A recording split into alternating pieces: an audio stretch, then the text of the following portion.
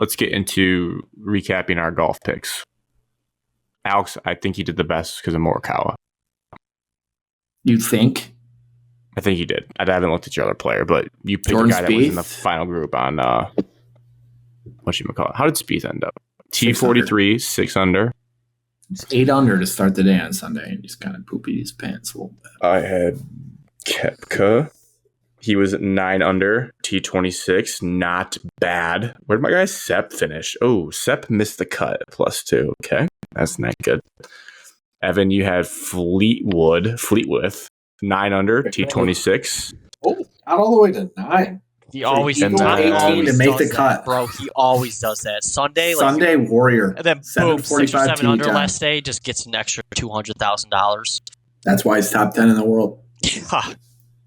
And then Evan, Ricky, you had, it was. Did I pick Ricky? Made the Did I cut. not? you had Matt Fitzpatrick. He missed the cut. Yeah, he did. I was following him. He got off to a hot start on Thursday, and then it just downhill after that.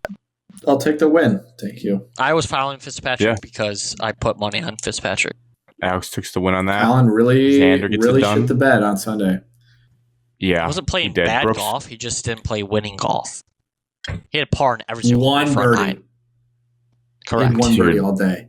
Yeah, Yeah, I'm saying they that's not, 16 murdered him on the pars. broadcast. that's not bad golf. It's just not winning golf. At that course. Correct. I'm with you. But that stat, Yeah. Alex, I think you put it in the group chat. The combined scores, Oh, no, that wasn't me. But That was me. great. Of like at the PGA, yeah. 216 I under. dummied it. I was already thinking about this today. I was like, all the old heads in golf would be like, that was too easy. We need to make it difficult. Next year, like the winning scores can be like +3. They're going to make it way too They're going to have the hard. rough like knee high, and then the green's impossible to land a ball on. That's what they're going to do. I don't want that. I want somewhere in the middle. Can we get in the middle?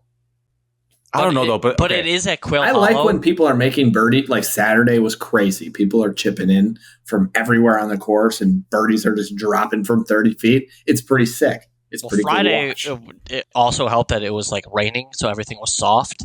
So you just stick the greens. But I'm not sure there was much the course could do.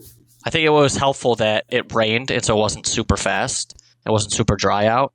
And I think the good thing for like next year's Quail Hollow, it's not like some 1 year PGA Championship, like, oh, here's your time to shine. And so the PGA is going to come in and put their hands on it and say that this is how we're going to have the course.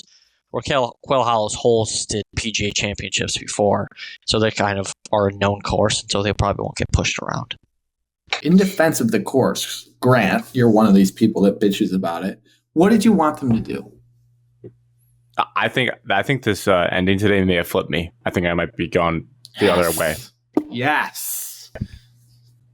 I like birdies. So let me say Birdies this. are way more fun. There's two different schools of thought here. I understand like people want the courses harder because they're trying to find the most like true deserving winner that weekend. This weekend you really got, I mean, big names at the top, so you can't really dispute that. Like you were looking at the top 6 going into today was like all Ryder Cup dudes, which I'm a casual fan. If I see that you made a Ryder Cup team, I assume you're really good at golf because that's normally how they pick those teams. So I was like, oh, all these guys play in the Ryder Cup. I know about these guys. Also, shout out, speaking of Ryder Cup, Roberto, I call him Roberto McIntyre, the kid from Scotland. Bob. What a great eagle to end the day. What a huge eagle for Roberto. He just makes me laugh. I love Nearly that kid. hold it. Just like a fat little kid that just good at golf. Anyways, so this is my theory about golf now. The tournaments, like I don't know, name some off, like the Wells Fargo, Like the Some big other- tournaments? Like No. the Like designated Schwab. events? yeah, the Travelers Charles Championship, Schwab. I'll always see those 3M, on 3MW Open. 3M Open. Yep, I'll see those John on Deere? Twitter randomly, like on Barstool, Foreplay, whatever. We'll post them out, and they always have crazy finishes and playoffs. And it's because they're easy courses that so many people shoot low, and then, but not that many people watch those. People watch the majors and they get bored because people run away because it's like if someone plays well on a tough course, they tend to run away. But casual, not golf purist, make the major courses easier. So then it's just a bottleneck at the top and we get crazy 4-way playoffs because everyone's 22 under. And we're like, wow, this is great. Like today was awesome. A walk-off birdie for the win. That was great. That was great theater. I'll take that for any major. You can't ask for anything more. I have a confession. that I would just like to get off my chest. Okay. I've been a ginormous Bryson hater. Like, I despised him. Like, I did not like him at all. And I watched last week, his like 18-hole match with Rick Shields. Does like 18-hole matches against like players, gets a 10 under head start. He always loses. Spoiler. I watched that. I watched the Bryson one and I was like, oh, he's not actually that bad. Like, he seems like he's matured. He's not like a raging anymore. Then I watched him this week and he was like happy. He's smiling. He's like cheering for other people. He's fist pumping. I'm like, I kind of like Bryson now. I'm going to be honest. I can get behind rooting for him. Like, I don't think he's a total anymore. So I just need to confess that. I think a lot of people feel that way. I saw a tweet that said Bryson is like one of the only players that went to live that now the PGA Tour fans like even more than when he was on their own tour. Like, people just like live Bryson now because he just something. I disliked him way before he went to live, for the record. But I kind of like him now. I'll be rooting for him. I feel like he just got less cocky. Mm-hmm. He's a little more wholesome, We still gotta investigate his own irons thing. There's something. He made his own irons and now he's finishing like in top 3 in every major. There's something going on there, and they were like barely reviewed before the Masters, if I remember that story correctly. We need to look into the true story is that he's actually like really very good at golf. He's always been very good at golf. He hits the ball 350 yards. The only thing he sucks at is putting.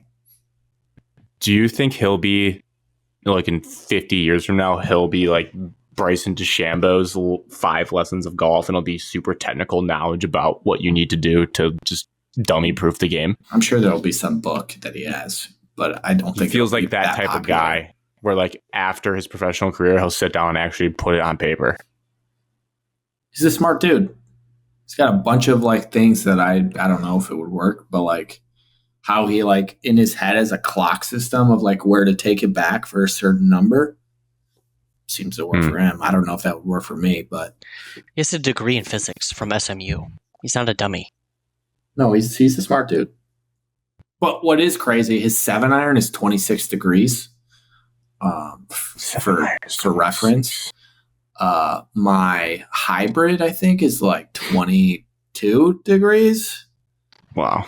So like he hits his 7-iron very far, but it's like set up like a 4-iron or a 5-iron.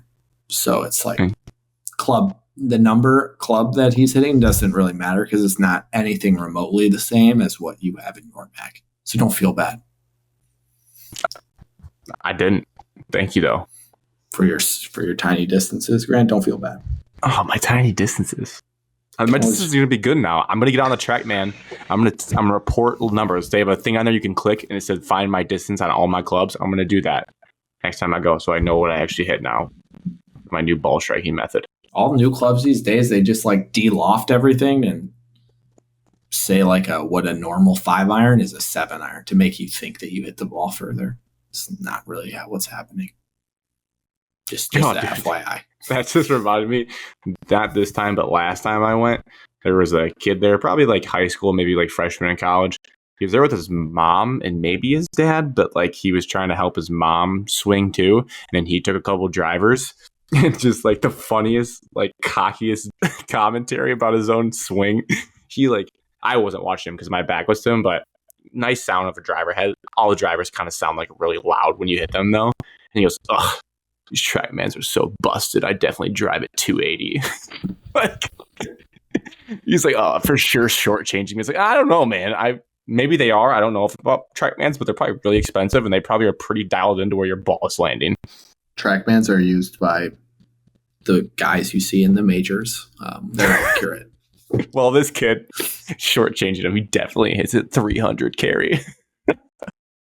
Now, What he could have said is that the balls at Carl's Golfland are like flighted down to go not as far, which I think that's true. But dude, there's just so many variables. You want to factor that in? God. No, they give you a number of what it should go. So you should be fine. But I'm just guessing that loser kid didn't look at that. Or he just also doesn't hit a 280. I also love in Ben Hogan's book. He just like stresses in the first paragraph. He's like, yeah, like you can do all these things and be good, but like you might suck still in tournament golf because you're a just like, Correct. basically he's like being good at golf and being good at tournament golf are two completely different things. And I was like, yeah, it's pretty fair. Like when you play with any sort of nervousness, it completely changes everything you've learned. Yep. Exactly. That was funny. Just made me laugh.